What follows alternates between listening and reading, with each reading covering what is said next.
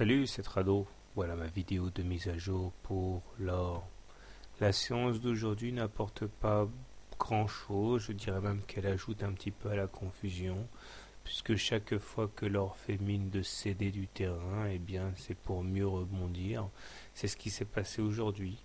Alors que tout était en place pour une attaque majeure sur l'or, à savoir un MACD plutôt mal orienté puisqu'il est sous son signal et un stochastique également sous son signal. Et bien au contraire, c'est une petite progression un petit peu symbolique mais quand même qui montre que l'or a du ressort. Et nous repassons in extremis au-dessus de la M20. Et il a fallu vraiment que la M7 s'y mette pour bloquer l'avancée. Donc nous sommes vraiment dans une configuration tout à fait typique où la M20 est plate et que les cours se lovent autour. Donc franchement aucune tendance. D'ailleurs ça se voit à l'aplatissement de la Bollinger supérieure et de la Bollinger inférieure qui forment une sorte de tunnel dans lesquels les cours se promènent et rebondissent. Il va y avoir une sortie explosive à un moment ou à un autre. Bien sûr, le problème, c'est qu'on ne sait pas dans quel sens, mais je pense qu'on peut en avoir une idée en regardant quand même l'hebdomadaire qui est haussier.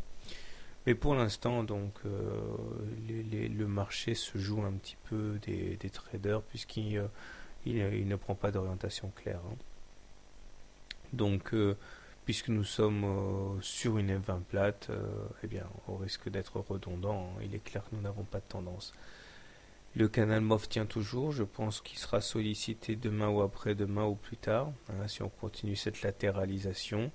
La perspective d'un M ici, d'un double top, est toujours vivace, même si techniquement, je vous rappelle que pour le jouer, il faut passer en dessous des 1380. Bon, là, franchement, j'ai l'impression de jouer la montre, j'ai rien à raconter parce que tout simplement, il ne s'est rien passé. Et donc, si vous êtes haussier, vous pouvez tenter d'acheter sur les niveaux actuels en considérant que la M20 a été passée pour de bon.